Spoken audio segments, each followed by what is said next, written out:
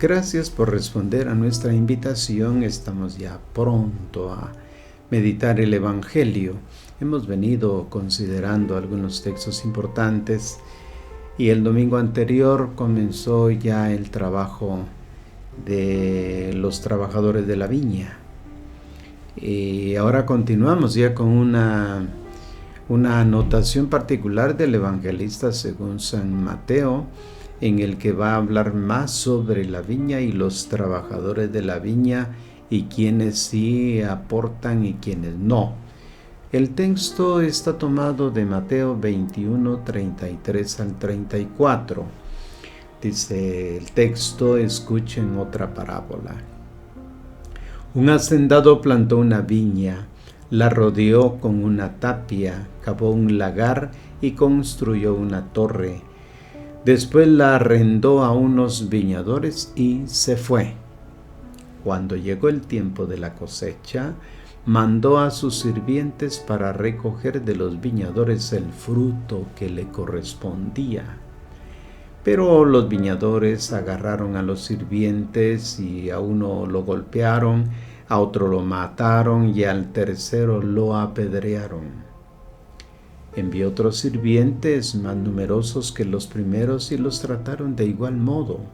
Finalmente, les envió a su hijo pensando que respetarían a su hijo. Pero los viñadores, al ver al hijo, comentaron: es el heredero. Lo matamos y nos quedamos con la herencia. Agarrándolo, lo echaron fuera de la viña y lo mataron. Cuando vuelva el dueño de la viña, ¿cómo tratará a aquellos viñadores? Le responden: acabará con aquellos malvados y arrendará la viña a otros viñadores que le entreguen su fruto a su debido tiempo. Jesús les dice: ¿no han leído nunca en la Escritura la piedra que desecharon los arquitectos es ahora la piedra angular? Es el Señor quien lo ha hecho y nos parece un milagro. El texto como tal pues nos va enseñando sobre la importancia que tiene ahora el texto y afirma así: Jesús les dijo: ¿no han leído nunca en la Escritura la piedra que desecharon los arquitectos es ahora la piedra angular? Es el Señor quien lo ha hecho y nos parece un milagro. Por eso les digo que a ustedes les quitarán el reino de Dios y se lo darán a un pueblo que produzca sus frutos. Hasta aquí el texto que meditaremos para este próximo domingo.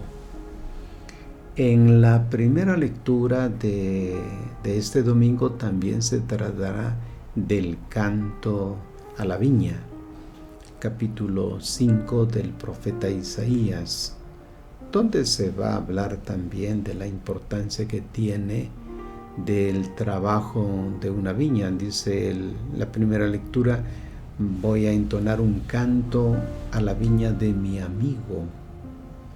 Pues la viña es el pueblo de Israel.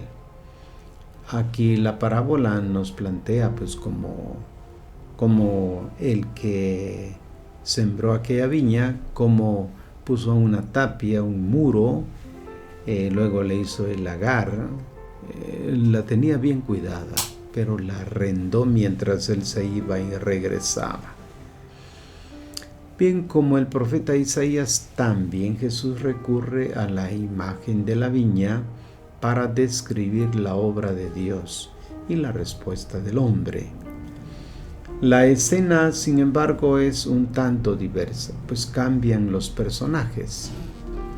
El primer plano no lo ocupan Dios y la viña que da uva agria e incomestible, sino un dueño, Dios y sus dependientes, identificados pues con los sumos sacerdotes y guías espirituales del pueblo a los que va dirigida la parábola.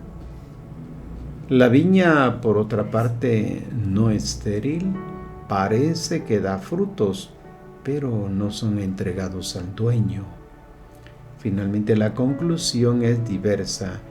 No abandono ni devastación de la viña, sino un nuevo comienzo, una iniciativa de salvación.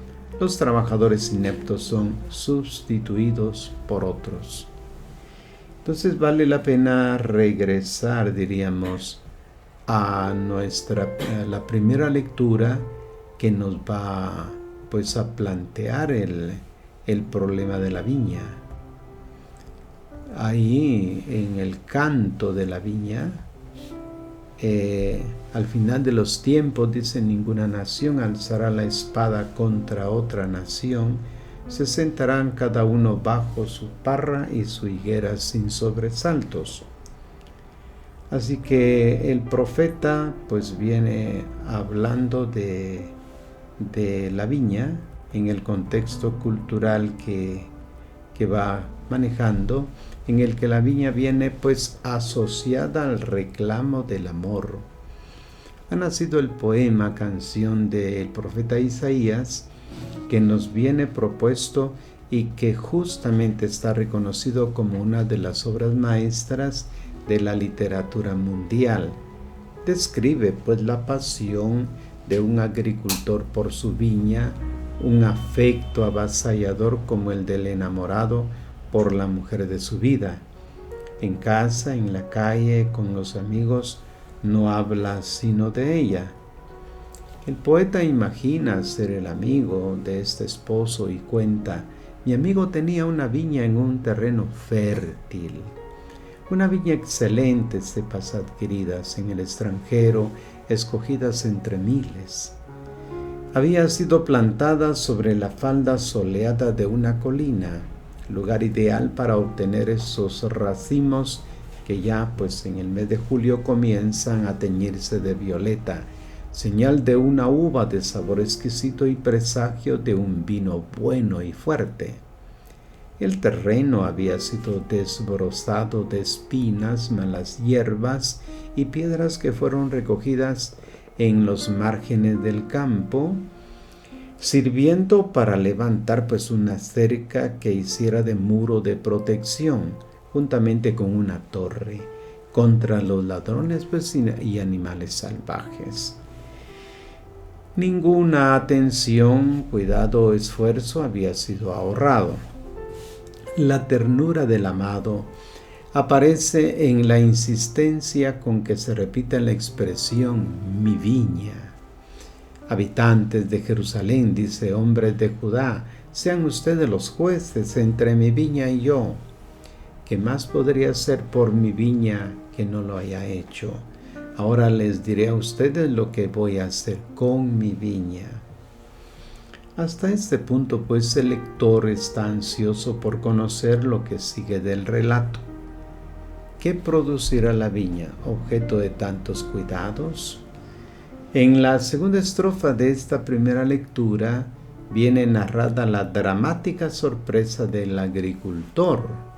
Esperaba una uva excelente y por el contrario se encuentra con una uva salvaje, áspera, incomible.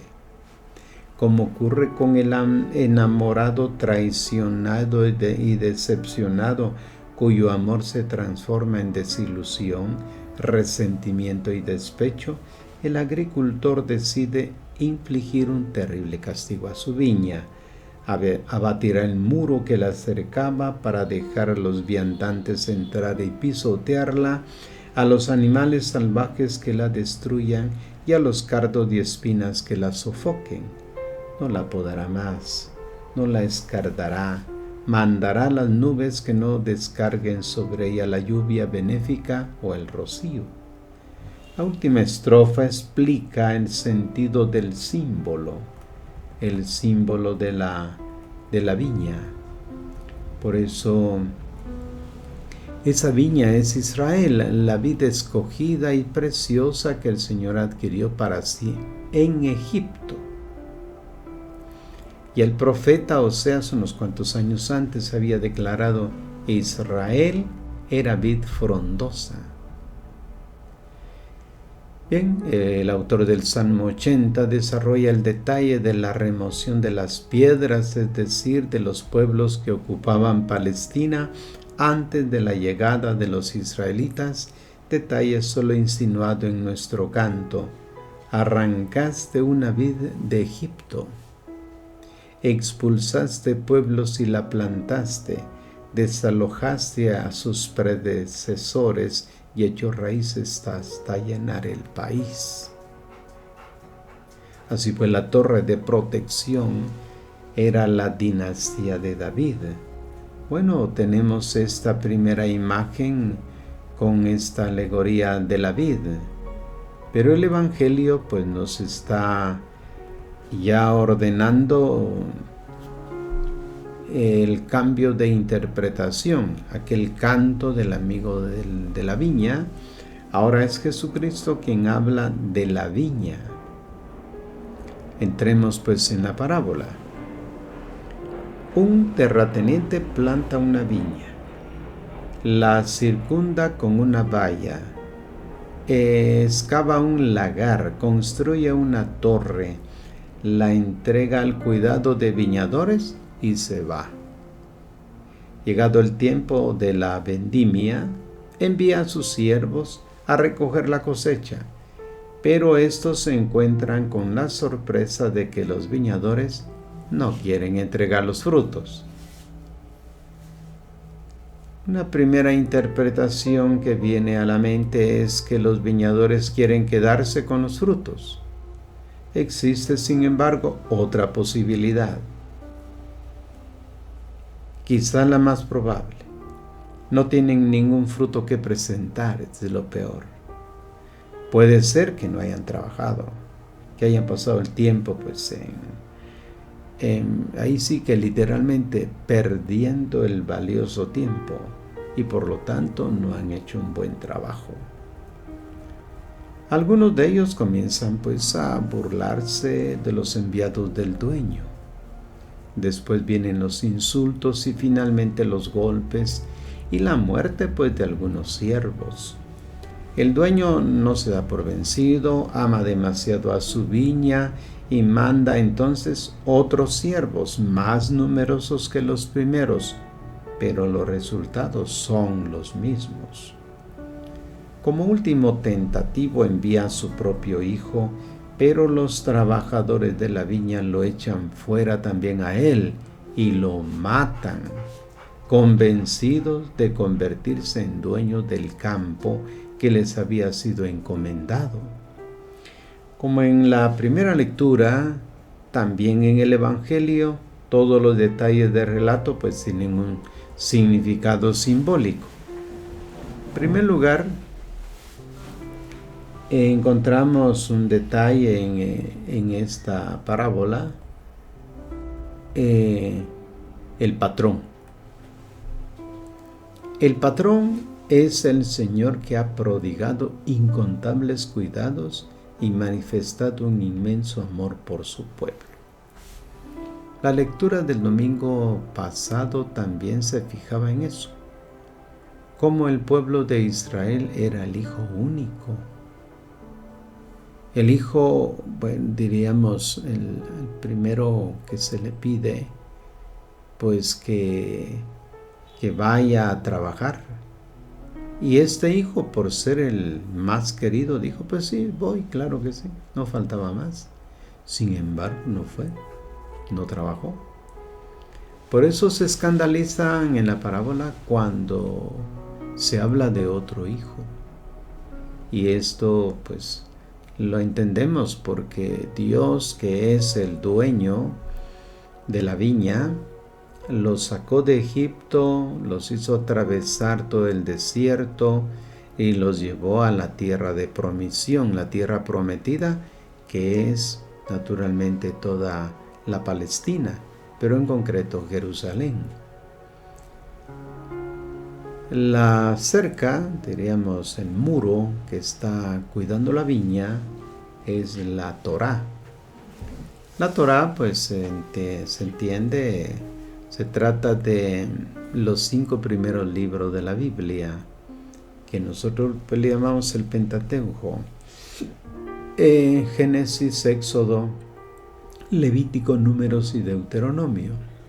Pero el concepto, la idea de Torá es justamente que se trata de instrucciones para vivir la alianza. Por eso ellos hablaban de instrucciones. Luego, después del exilio, ya llevará el título de ley. Pero antes de eso decían quien se instruye en la ley del Señor, como instrucciones. Por eso cuando hablamos de la Torá, pues ya después del exilio le llamaremos la ley que Dios ha dado a su pueblo para protegerlo de sus amigos, de sus enemigos. Es decir, de las propuestas de una vida insensata que les habría llevado a la ruina. Los viñadores representan pues a los jefes, los líderes religiosos y políticos cuya tarea era la de colocar al pueblo en las condiciones ideales para producir los frutos que el dueño esperaba de ellos y que la primera lectura nos permite identificar. Se trata de frutos de amor al prójimo y justicia social. Luego aparecen los dos grupos de invitados y se refiere a los profetas que antes y después del exilio han sido enviados. Antes del exilio hay un buen grupo de profetas. Los últimos que recordamos antes del exilio está Isaías, Jeremías, antes del exilio. Pero después en el exilio hay otros profetas y después del exilio otros. Por eso hablamos de los enviados que el Señor envió a su viña y que fueron maltratados. Cada vez pues fueron más numerosos estos enviados de Dios para exhortar a Israel a la fidelidad a la alianza. He aquí cómo se expresa Dios por boca de Jeremías. Desde que salieron de Egipto hasta hoy, dice, les envía mis siervos los profetas un día y otro día, pero no me escucharon ni prestaron oído. Se pusieron tercos y fueron peores que sus padres, dice. El destino de estos hombres fue dramático: golpes, lapidaciones, cepos y cadenas, muertes a espada. No podían esperar otra cosa, eran portavoces de Dios y de su sabiduría, demasiado alejada pues de los pensamientos de los hombres, absurda e inaceptable. He aquí por qué los viñadores quieren posesionarse del campo, rechazan todo otro punto de referencia, pretenden gestionar ellos solos la viña. Representan pues aquellos para quienes Dios no cuenta y que consideran sus dones como un bien pues del cual hay que apropiarse. Jesús es el Hijo de Dios. El tiempo de la vendimia representa el momento del juicio de Dios, que hay que tener esto bien presente. No hay que entenderlo como ajuste de cuentas, sino como una intervención salvífica. Me explico. Al final de la parábola, Jesús trata de envolver en la trama del relato a sus oyentes y le pide su parecer sobre qué comportamiento esperarían del dueño de la viña, y ellos responden convencidos: acabará con aquellos malvados. Esta imagen severa y truculenta es fruto de la efervescente fantasía oriental que, como muchas veces hemos indicado, se complace en pintar cuadros con tintes fuertes, o sea, pues hipérboles y excesos. Pero Jesús sigue otra lógica. En vez de aprobar las palabras de amenaza y destrucción pronunciadas por sus oyentes, propone la acción de Dios. El Señor no reaccionará destruyendo al malvado ni tampoco fingiendo que el mal no ha sido cometido. Este permanece, no puede ser maquillado, pero Dios interviene para sacar bien del mal. Es una obra maestra de salvación. Se puede recordar lo que José dijo a sus hermanos que lo habían vendido a los egipcios: ustedes intentaron hacerme mal. Dios intentaba convertirlo en bien, dando vida a un pueblo numeroso. Así que los últimos versículos nos plantean ya la intervención del dueño en la entrega de la viña a otros trabajadores que la hagan fructificar. No se trata de una reacción de despecho de parte del dueño, sino de un gesto suyo de amor y de salvación. Ni siquiera el rechazo y la muerte del Hijo hacen que Dios se convierta en enemigo del hombre. Refiriendo esta parábola, el evangelista Mateo pensaba ciertamente en la infidelidad de los líderes de su pueblo y su rechazo al Mesías de Dios. Pero no solamente pensaba en ellos, pensaba también en sus comunidades y en el mundo entero. Todo hombre es un viñador del que Dios espera la entrega de sus frutos. La buena noticia con que concluye este pasaje es que a pesar de todos los rechazos del hombre, al final Dios encuentra siempre la manera de alcanzar su objetivo y obtener los frutos buenos que desea. ¿Cómo estamos trabajando en la viña? En la iglesia. Somos los trabajadores de última hora y el Señor espera que la viña que es de Él, la iglesia que es de Él, los trabajadores, hagamos lo posible para que tenga buenos frutos y esos frutos entregárselos al Señor. Lo hacemos pues en la presentación de dones.